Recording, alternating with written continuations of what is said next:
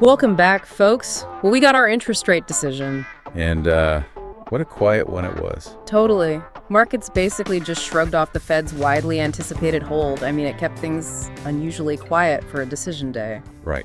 It's one of those sessions that, test your patience a lot more than your positions. Exactly. With SPY flat near highs, QQQ nudging up against that all-time high resistance, and metals just... Oh, metals are refusing to cool off. Completely. So before we get going, if you're new here, welcome. But just a quick note, please remember that none of this is buying or selling advice. Nope. We're just calling what we see happening in the charts as things develop. So it really was a hurry up and wait kind of session, huh? It really was. You mentioned that patience test.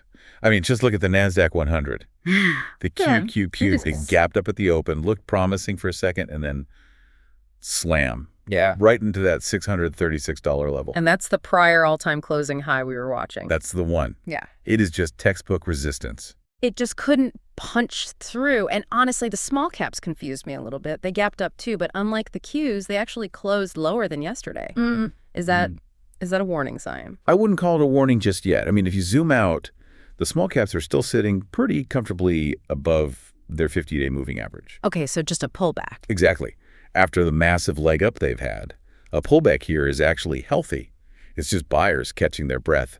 The real story today wasn't in equities, it was currency markets. Did you see the DXY? Yeah, the dollar woke up, popped higher, and finally took out that low from back in September of 2025. Exactly. And when the dollar flexes like that, risk assets usually sweat.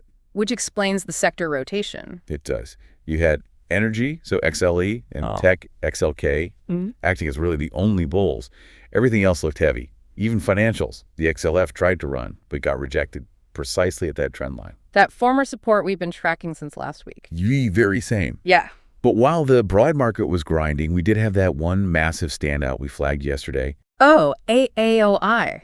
Applied Optoelectronics. What a beauty. We were watching that ascending triangle.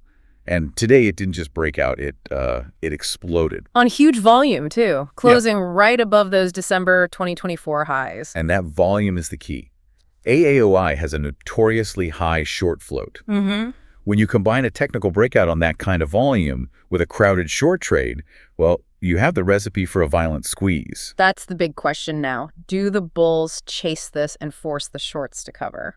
It's a fascinating setup, but it's also really dangerous. This is where novice traders get wrecked. Oh, by FOMO or panic, absolutely. Yeah. You just cannot trade a squeeze without defined risk management. It's something we actually go deep into, the squeeze mechanics and how to structure exits inside the Grok Trade Mentorship program. You need a plan before the volatility hits. Before, not during. Right. So briefly on the why behind today's low volatility of the Fed. Right. Rates held steady, 3.5% to 3.75%. Jerome Powell was incredibly measured.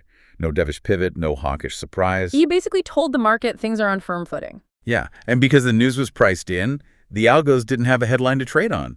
So the day just stayed technically driven. And hey, just a quick reminder for everyone listening. Yeah. If you've got a stock you're watching or maybe a question about the markets, please do drop it in the comments. We want to know what you're looking at. It really helps us make these videos more relevant if we can. Totally.